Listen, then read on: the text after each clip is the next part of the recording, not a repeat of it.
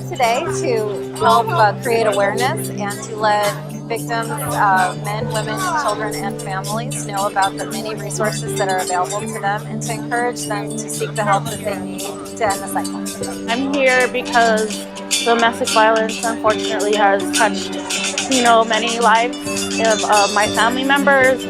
My mother's a survivor, I'm a survivor. My child, she's also a survivor. She witnessed a little bit with her father and I. But we're here and we're supporting all the survivors and people still suffering out there. So that's why I'm here.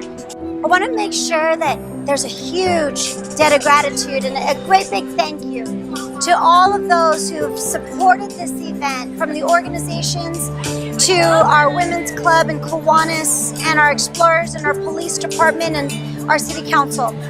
You have to know that this is men and women coming together to put an end to domestic violence. We are a catalyst for a society that no longer tolerates domestic abuse. Together, we can make a difference. We're so grateful to everybody who has had a hand in making today a success. Thank you very much. Hello, community. Love it, love it, love it. I want to take a moment very quickly and welcome you all to the 3rd annual Walk to End Domestic Violence. My name is Councilwoman Martinez, Victoria Martinez from the city of El Monte, and I'm so honored that you took time out of your busy day to join us today. I'd like to turn the microphone over at this time to our Mayor, Andre Quintero, for a brief welcome.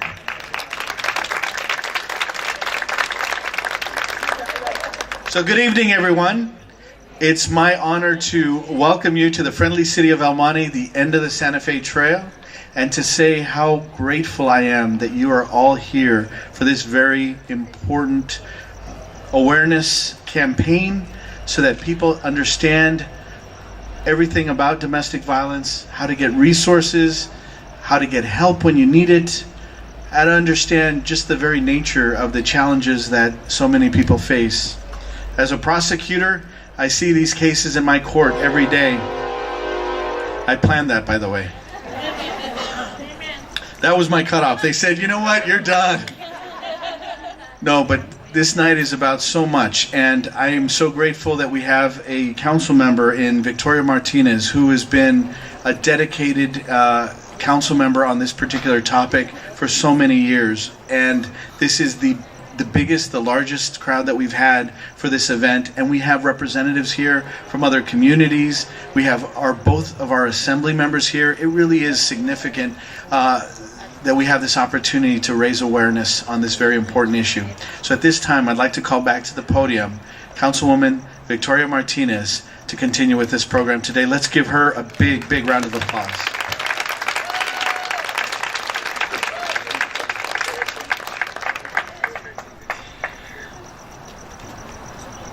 It is a true joy to look out and know that every single person who is here because they are interested in making a difference. Perhaps it's about making a difference in your life. Perhaps it's about making a difference in somebody else's life. Perhaps your life has been changed indelibly. But you're here tonight with us to raise awareness of the resources that are here within the San Gabriel Valley, to celebrate those who we've lost, to encourage those who are still in the shadows, and to provide the love and compassion of those who are surviving each and every day. With help, there's hope. These events don't happen by themselves. Ladies and gentlemen, we've had over 20 organizations join us today as part of our resource fair. I don't want them to leave today without knowing how much we appreciate them, their work every day. If we could do a great big round of applause for all of the resources that came out today. Thank you.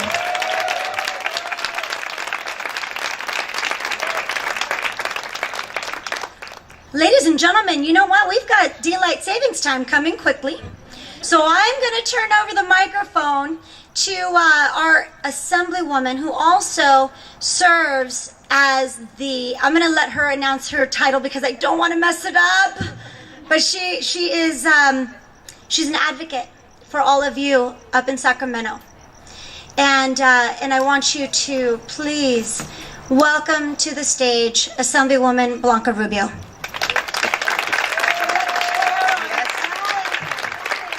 Thank you very much.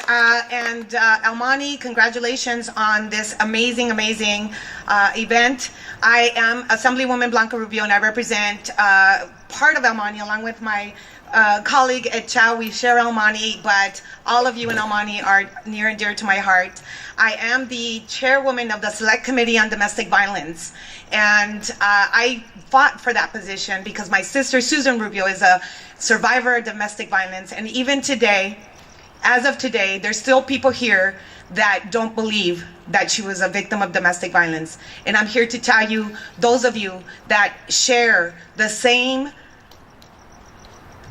it's difficult for me, the same issue that my sister has gone through, I'm here with you and I believe you. I believe, yes, I believe you.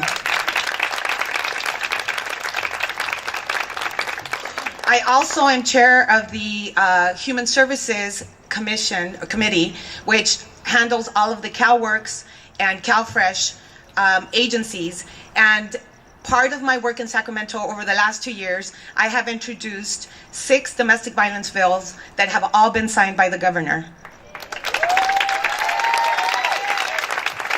2 very important ones. All of them are important, but the 2 very important one is specifically for CalWorks that provides emergency housing for those domestic violence victims that are running from their situation. It provides 30 days of housing without having to worry about filling out paperwork.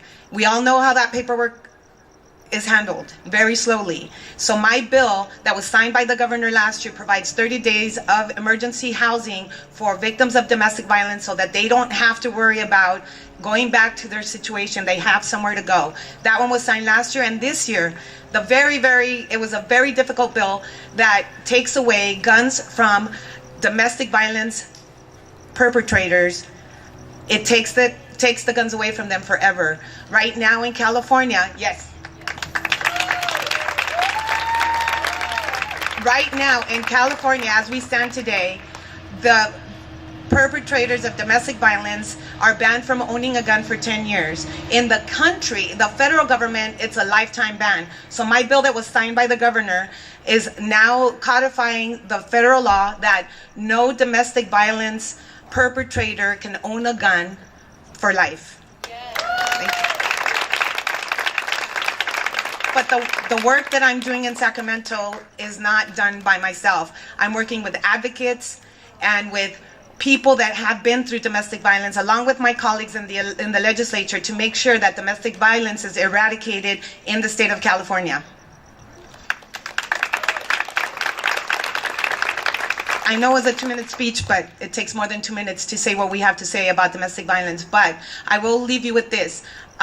Assemblymember Echawa and I are co-hosting a domestic violence forum tomorrow, part of the committee, and we have Veronica Lopez, my field representative, is here. If you want more information, the hearing is going to be held in Duarte, but it is targeting domestic violence victims, and now unfortunately we have the privacy issues, and with digital media and all of these different technologies that are being used against domestic violence victims. So Assemblymember Chow and I are both hosting this important hearing tomorrow at 10:30 a.m. Again, Veronica's here to pass out information, but I want to thank you and thank the City of Almani for hosting this, and this is the 3rd annual, and I hope to come back over and over again, and hopefully we will host the 1st annual No Domestic Violence rally, hopefully in the next 10 years. Thank you.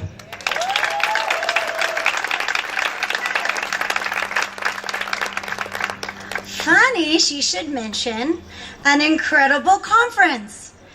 Ladies and gentlemen, if you'll take a look at your programs, I hope each and every one of you got one when you walked in today.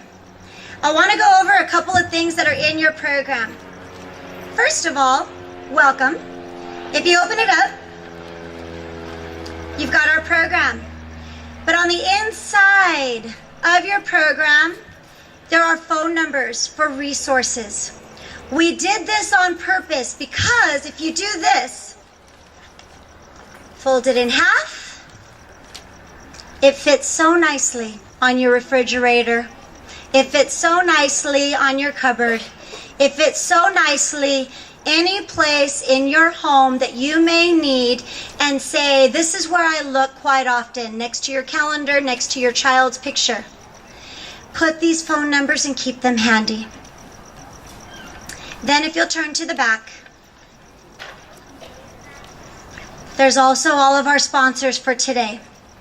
I want to take a quick minute to thank my colleagues on the City Council who believe so much in working together to bring awareness to domestic violence and its resources. Thank you, City of El Monte, and thank you, staff from the City of El Monte. Thank you so much.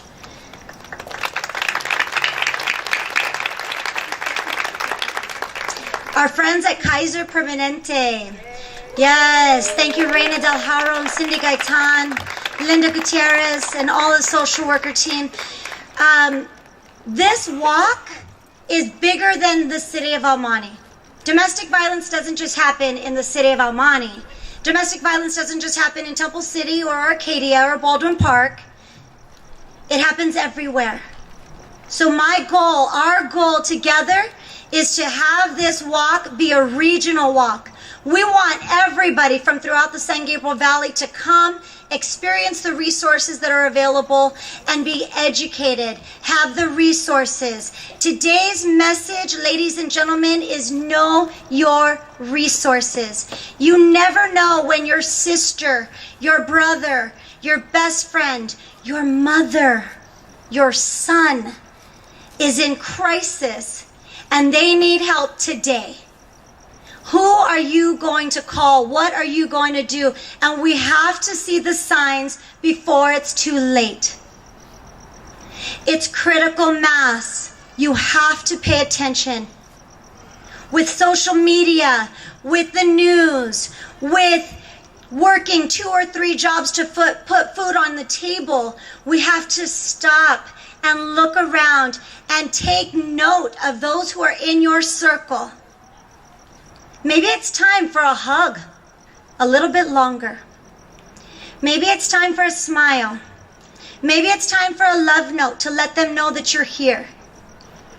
We have to start loving, and loving continues right now. I feel the love in the room today, and I'm so grateful that you are all here. I want to make sure that you give some love to our friends at Spirit Family Services. All of the proceeds of the t-shirts today will go towards providing resources. We love you, Spirit. To our El Monte Police Department, the Police Officers Association, and our Explorers, we thank you. The El Monte Women's Club, who serve as our welcoming group, we thank you too. Thank you very much.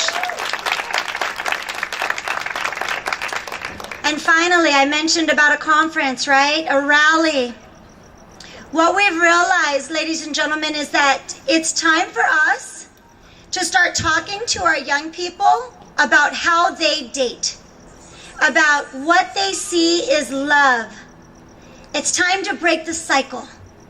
So what we're doing is next year, we're asking all of our resources to come together, including our friends at Kaiser, including our friends at Spirit, and we've got so many more friends who want to be a part of this incredible event. The date is already on the calendar for October 12th, 2019, happening at the Grace T. Black Auditorium here in the city of El Monte. We really hope all of you put it on your calendars, that you will join us for this incredible event that not only discusses teen dating, but we're going to be talking about LGBTQ relationships. We're going to be talking about so many mental health resources. There's so many things that we want to bring to you as resources, but you've got to do your part. Bring your friends, bring your family, come and join us. Ladies and gentlemen, a walk would not be a walk if we didn't share a story. But this isn't fairy tale. Today, it's a testimonial. This is real life. Real life that's happening all around us. Last year, you met the incredible Ana Estevez. I can tell you some update on Ana and her justice for Piki. She got HR Resolution 72 passed in Congress. That's a round of applause on that. We're so happy for her. She worked so hard to get the California State Legislature, including working directly with Assemblywoman Rubio on Piki's resolution, and that too passed and was signed by the governor. That was a story, a real life tragedy of a woman whose son died at the hands of her ex-husband. I want you to know that whenever there's a domestic violence situation, it's not just the mother of a child, it's the grandparents, it's the aunts, the uncles, the nieces, the nephews, it's the children that suffer. Today, ladies and gentlemen, I've got a very impactful testimony for you, and she's such a beautiful soul. And I know that those who love her and those who know her story know that her beautiful spirit is a family trait. Let's put it that way. She's here surrounded by her family, and I'd like to call up to the stage Lynette Dominguez. If you'll give her your complete attention and all your love.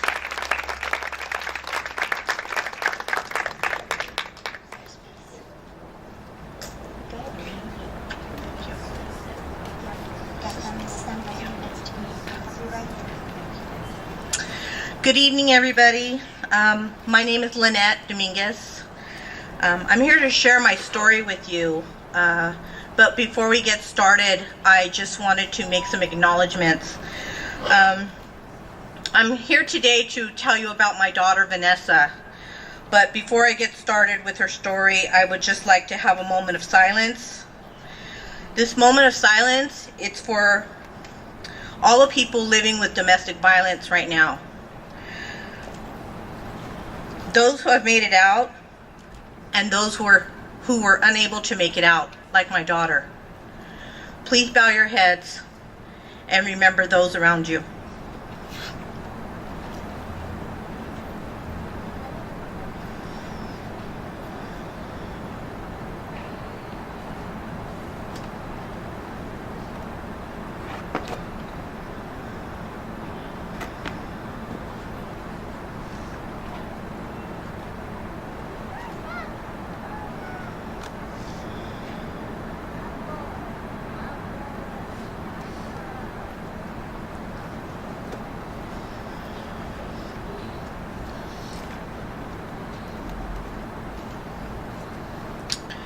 Thank you, everybody. It's really difficult for me to stand before you today. It's hard to get up and talk about things that are so painful and so raw. But we need to talk about domestic violence. We need to talk about bullying. Abusers, they don't want us to talk about domestic violence.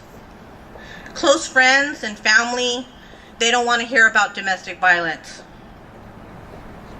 It's too private. It lets people know that our lives are lesser than perfect.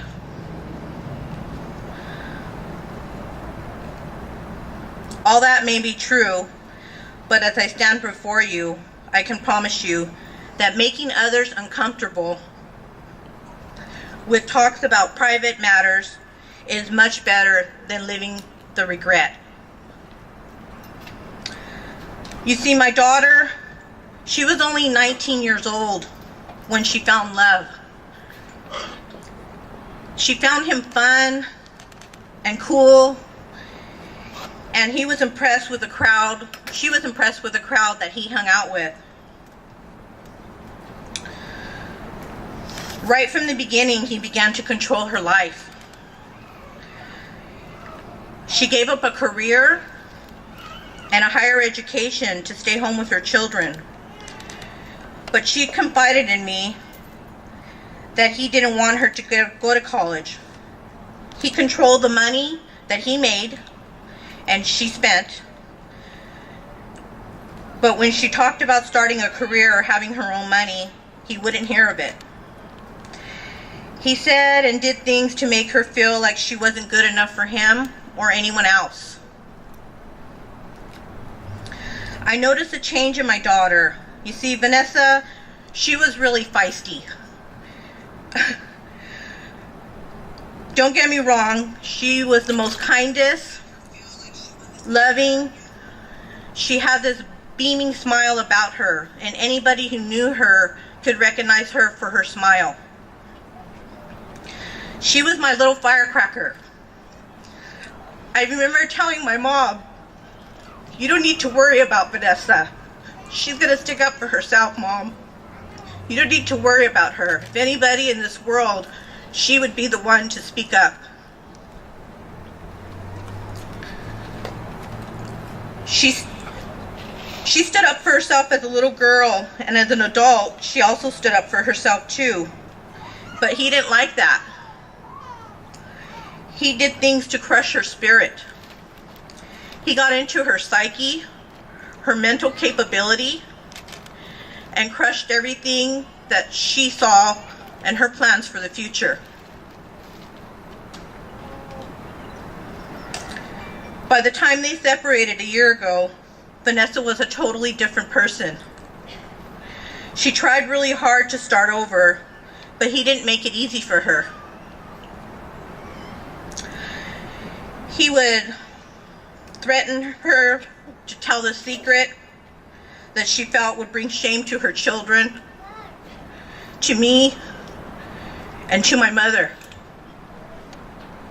who was very, very close to her. Less than a month before finalizing their divorce, my beautiful daughter chose to take her life. And I was the one to find her.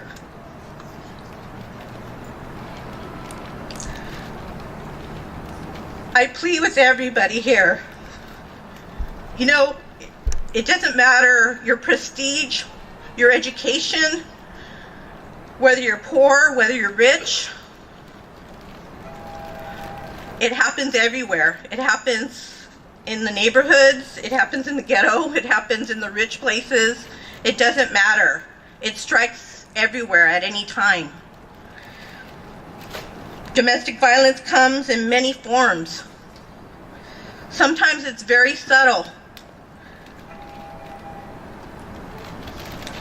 You don't see what's happening in your relationship, especially if you don't have a lot of experience dating, like my daughter. This is why we need to start talking about domestic violence to our young people, both men and women, before it happens. We need to help young people recognize the abuse in all its forms: the physical, the sexual, the psychological, the emotional, and the financial. According to the National Coalition Against Domestic Violence, women between the ages of 18 and 24 are the most commonly abused by an intimate partner.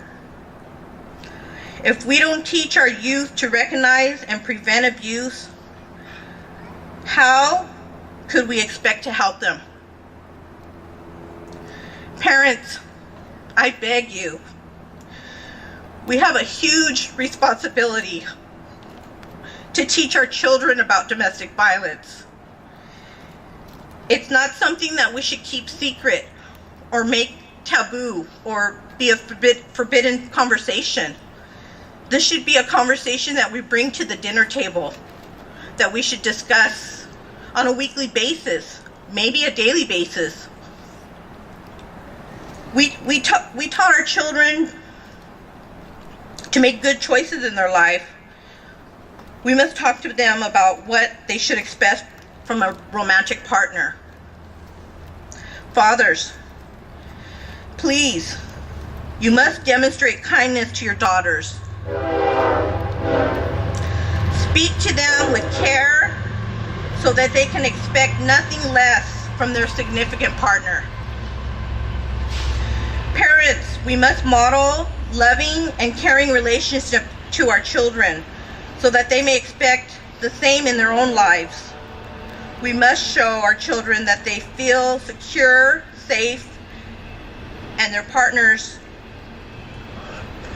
with their partners, and don't accept anything less to be tolerated. It starts with me standing in the gap for my daughter today and being her voice.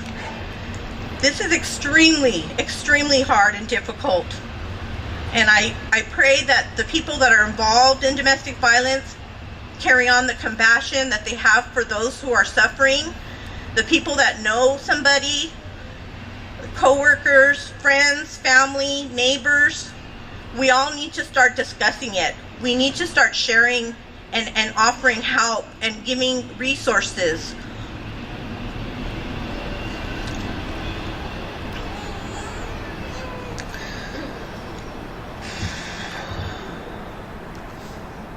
It starts with you. You have to become the voice. I have become Vanessa's voice since the day I lost her almost 5 months ago. Vanessa told me everything in the months leading up to her passing, things that she endured with that man, and I begged her. My sisters begged her. My mom begged her. We begged her to come forward and to explain and tell her testimony, but she was in so much eternal pain that she was ashamed.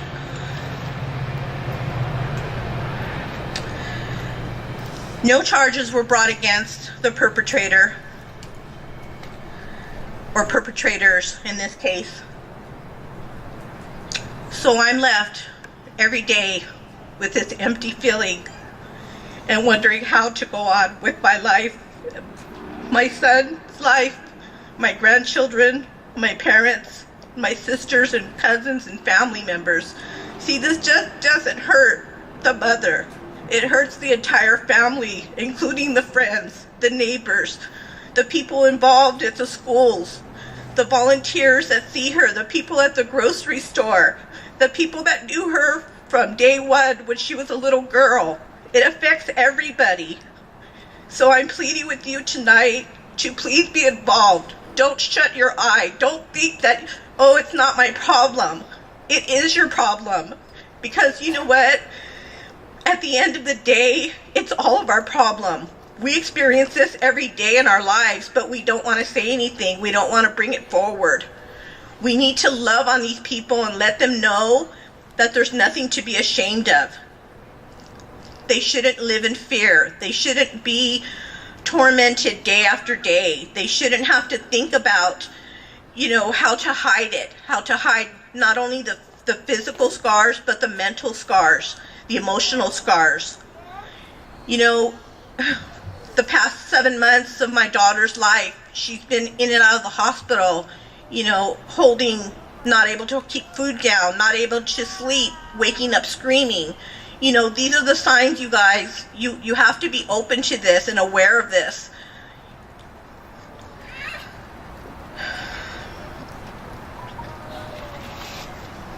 I'm here to tell you that you don't have to be silenced to protect your family.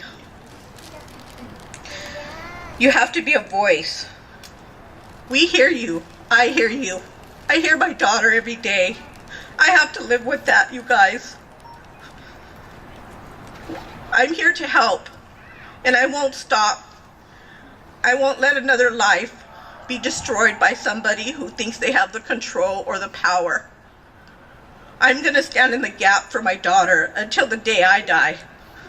And I hope that you take this testimony that I'm doing today. I hope that you take my daughter's voice, and I hope it spoke to your spirit. I hope it spoke to you deeply and that you don't leave the same way you came in here, that you want to help, you want to reach out. There's not too many people in this world that have compassion, but I believe in my heart, as my mom always showed me and my daughter, that the good will prevail. So I leave you tonight with this question. Are you going to be silent? Are you going to turn away? Are you going to say that's their problem? Or can you reach out and give them resources, love on them? Don't let them feel shameful. Be with them, hold their hand, stay up with them late at night, talk to them, go with them, take them to a shelter, take them to a place where they're safe. I beg you tonight that you don't stand here in my place, because it's an awful place to be. But the only thing that I can do is be her voice and stand in the gap for her and be able to help somebody else. And that's what heals me, and that's what brings healing to me. I just wanted to make one more recognition. I'm a single parent, and my mom has also been a single parent for many years. My daughter was the very first grandchild to be in our family, and my mom just adored her. She was just so special. My mom had a special bond with her. And I would just like to acknowledge my mom. I'd like her to stand up, please. And everybody, please take a look at her. And please support her and give her a hug. She's having an extremely difficult time. I love you, Mom. And we're going to get through this. We will be her voice, not just me, my sisters, my brother-in-law, my brother, my nephews, my cousins. We will all tell her story. We're not going to be silent anymore, and you shouldn't either. Thank you.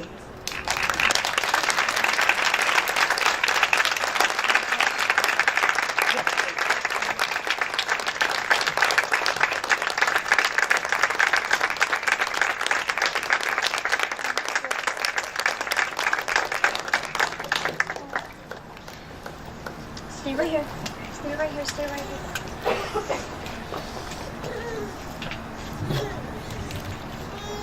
Yes. You know, we don't take these things lightly. Her sharing the gift of her testimony today, her sharing a few words about her beautiful daughter Vanessa's life. I realized something about Lynette earlier today, and that she loves butterflies. And to her, the butterfly symbolizes Vanessa. So in this beautiful bouquet of purple roses, beautiful lilies, you'll find some beautiful butterflies. We love you, and we're going to love on you all night tonight. Right, everyone? We're going to love on this family.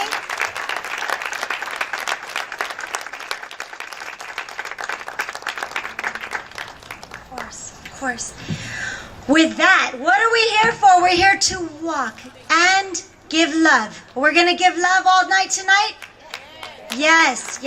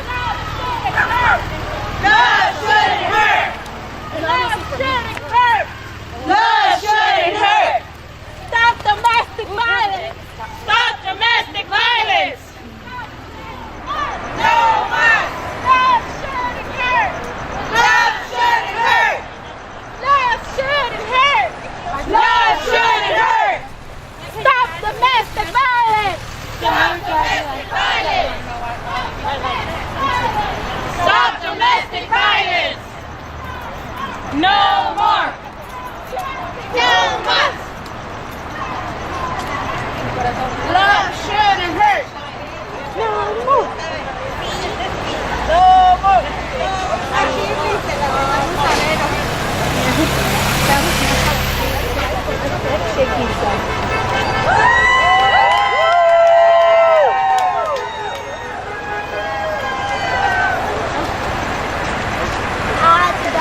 That shouldn't hurt, baby!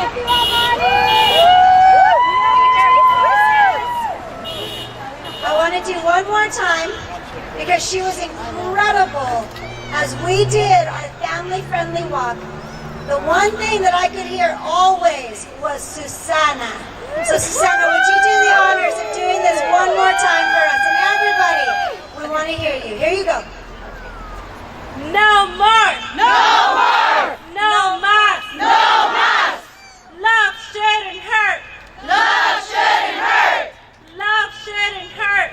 Love shouldn't hurt! Stop domestic violence! Stop domestic violence! Stop domestic violence! Stop domestic violence!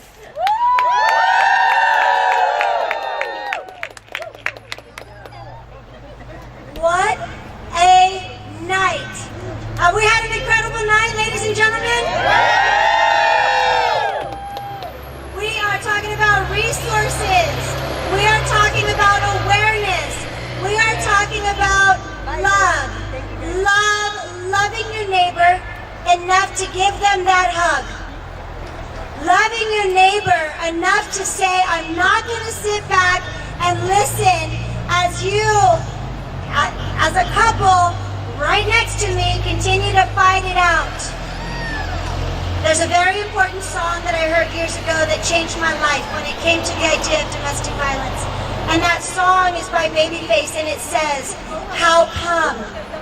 How long? How come no one said anything?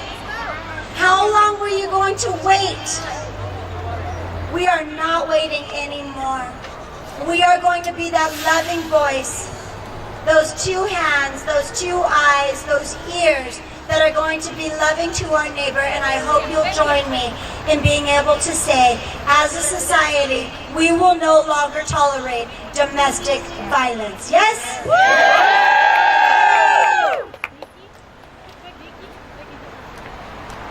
That's my shirt. Oh, I got a new shirt. Health Right 360. Awesome. Ladies and gentlemen, at this point, we come to the culmination. But we don't ever just say goodbye. There's too much to do. We have to stop and give thanks. In a moment of reflection, I hope that you'll join me in bowing our heads. I've invited an incredible friend of mine from Calvary Chapel, Almani. Sister Shelly Coronilla is going to lead us in a moment of reflection. If you'll please bow your head and dim the lights.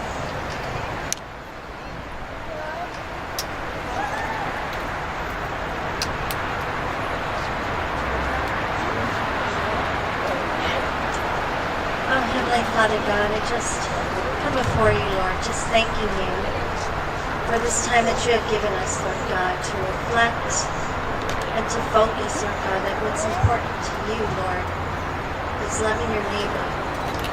And also, Lord God, reflecting, Lord God, on Vanessa, Lord God, and the life that you have given to her, Lord God. And I just pray that you would comfort her family, Lord.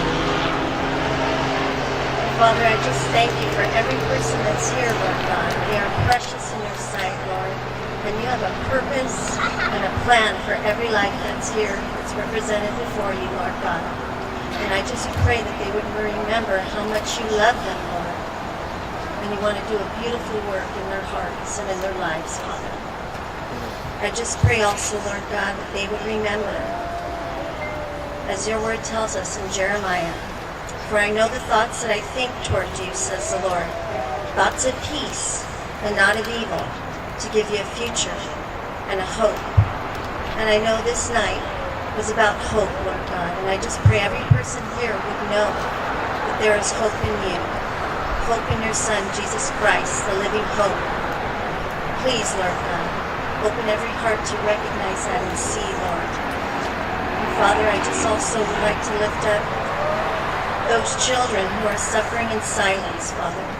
May you give them peace. May you just restore their lives to them, Lord God. Children, may they be happy and be able to laugh and live again, Lord God. Please give them peace, Father. And also, Lord, for those who are survivors, Lord God, may you just continue to comfort them and give them the boldness that they need to go forth, Lord God, and stand in the gap so others wouldn't fall prey to this, Father God. And Lord, I also would like to lift up also those who support the survivors, Father God. May you give them strength to continue to press on, Lord God, what you have called them to do. And Father, also for the first responders, may you give them such sensitivity and compassion and a listening ear to care and respond in love.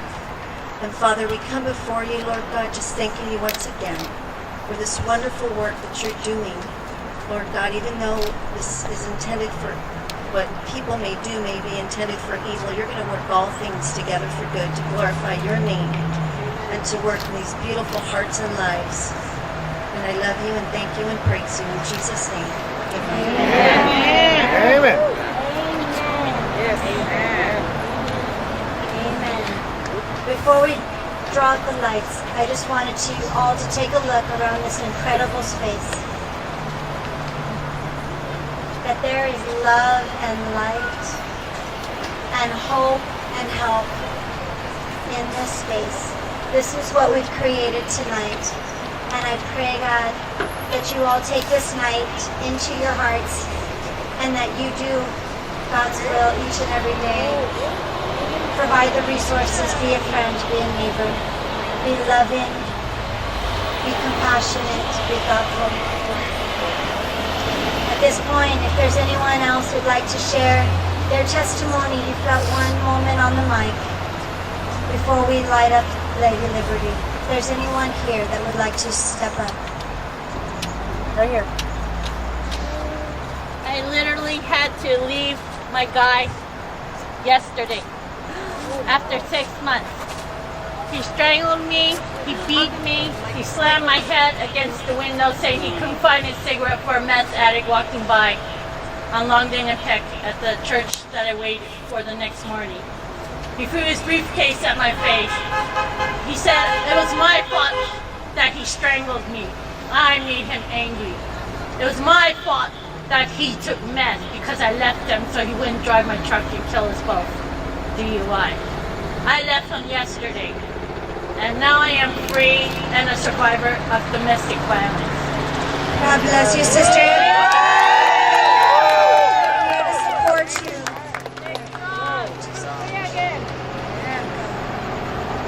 Thank you. Oh, my dear friend, Dr. Becky. I'm so glad you're here to share this moment. Dr. Becky Ocas. Hi everyone. I just wanted to thank everyone that's here and council members that are here and the chief and his force, because it takes that to establish a foundation to end domestic violence.